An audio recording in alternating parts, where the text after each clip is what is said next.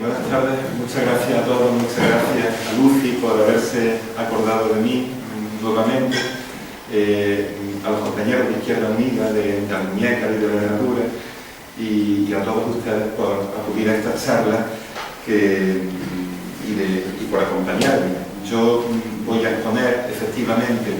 las líneas generales de un tema que es bastante amplio, y para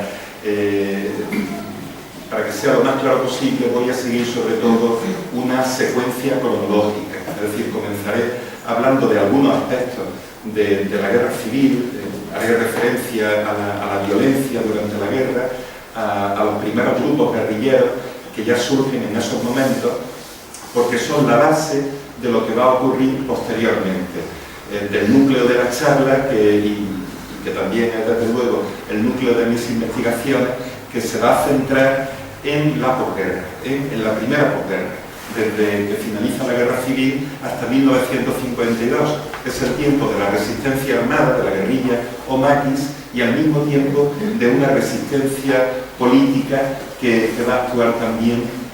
en estas zonas simultáneamente, no solo en esta zona, sino prácticamente en toda España. De manera que yo voy a seguir una secuencia cronológica, haré referencia a una serie de etapas que hay durante la posguerra y etapas que tienen mucho que ver con el contexto internacional, porque desde mi punto de vista siempre debemos tenerlo presente. Lo que ocurrió con el franquismo y con la lucha antifranquista, con la oposición al franquismo, tuvo mucho que ver con lo que ocurría fuera de España, con los movimientos que realizaban las grandes potencias, especialmente con la Segunda Guerra Mundial y con la fase que vino poco después de la Guerra Fría. Bien, de manera que haré también referencia a ese contexto, haré también alguna a la situación socioeconómica de nuestra tierra, y al mismo tiempo introduciré otros aspectos dentro de esa secuencia cronológica, como son sobre todo los que se refieren a la lucha armada, a la línea que sigue la guerrilla y a la violencia que despliega el régimen de Franco para combatirla. Como acaba de señalar Lucy hace un momento, efectivamente la Segunda República constituyó una gran esperanza para el pueblo. Fue una explosión de júbilo, fueron los momentos de su proclamación, y desde luego el intento más serio que ha habido por democratizar este país, pues en toda la historia contemporánea, por no hablar de prácticamente toda su historia. Es decir, un intento por conseguir un régimen verdaderamente democrático, unas libertades y al mismo tiempo unas conquistas sociales muy necesarias para el pueblo español, porque se trataba, la de 1931, de una de las sociedades más desiguales de Europa. Esta historia, la historia a la que nos vamos a referir hoy, forma parte de la lucha que ha llevado el pueblo español. Una larga lucha por la libertad y por una sociedad más justa e igualitaria, que hay que relacionar también, como bien ha hecho Lucy, con los momentos actuales, con lo que está ocurriendo en los momentos presentes de lucha, de confrontación y también de retroceso por la ofensiva que están llevando a cabo los poderosos contra nuestro pueblo. La Segunda República constituía una gran esperanza para el pueblo español, pero prácticamente desde los momentos de su proclamación se desarrolla una conspiración contra la misma. Las clases dominantes, los capitalistas, especialmente los terratenientes, el poder financiero tan presente también en la actualidad, la mayor parte de la Iglesia, hubo excepciones, pero la mayor parte de la Iglesia y singularmente la jerarquía católica luchó contra la República Española. Por supuesto, la derecha política, las organizaciones políticas de la derecha española y, en aquellos momentos, las potencias fascistas. La Italia de Mussolini y, poco después, desde 1933, que es cuando toma el poder, la Alemania de Hitler. La República no siempre estuvo gobernada por las fuerzas populares, por esa coalición que formó el movimiento obrero y sectores de las clases medias.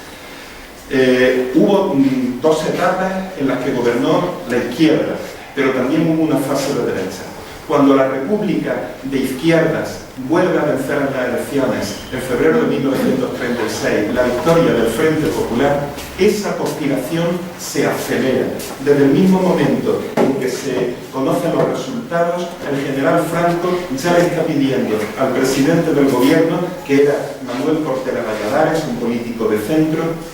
que no reconociera esos resultados y que sacara el ejército a la calle para impedir la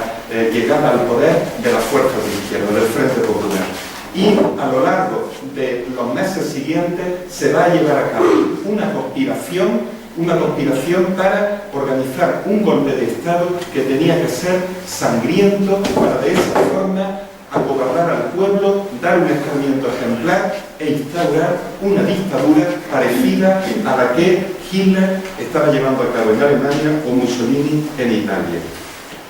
De manera que antes de que comience la guerra civil, el golpe de Estado fracasa y se desencadena a raíz de ese fracaso, porque el pueblo se le opone y también una parte del ejército o de las fuerzas de seguridad, se desencadena una guerra civil,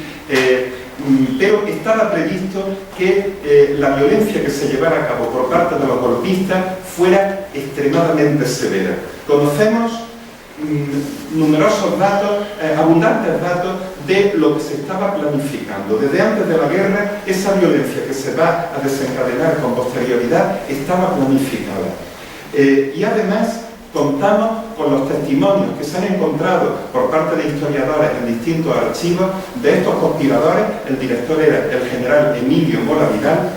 y que decía que esa conspiración, fíjense ustedes en este texto de mayo de 1936, 2 meses antes de que comience la guerra, decía: realizaremos una acción en extremo violenta, mediante la aplicación de castigos ejemplares a aquellos individuos que sea necesario. Eso es lo que transmite el mayor artífice de la conspiración, el general Mola, a aquellos generales y a aquellos sectores políticos que están comprometidos en esa conspiración. Y al mismo tiempo cabe señalar, porque muchas veces se habla de la violencia de ambos bandos como si fuera algo equiparable, cosa que yo no comparto de ninguna manera, que la guerra fue iniciada por estos sectores de las clases dominantes de la derecha política, fue iniciada por lo que luego vamos a llamar los franquistas. Por tanto, a ellos cabe una responsabilidad mayor. Y por supuesto, con el apoyo, como ya hemos señalado, de las clases dominantes, de la mayor parte de ellas, también de la mayor parte de la Iglesia, que a veces participaron directamente, legitimando al régimen, financiándolo, etc.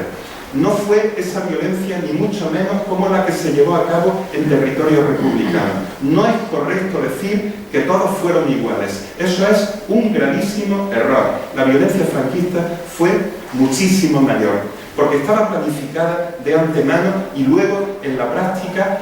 lo hemos comprobado sobradamente a la hora de ver su efecto, a la hora de ver el número de víctimas.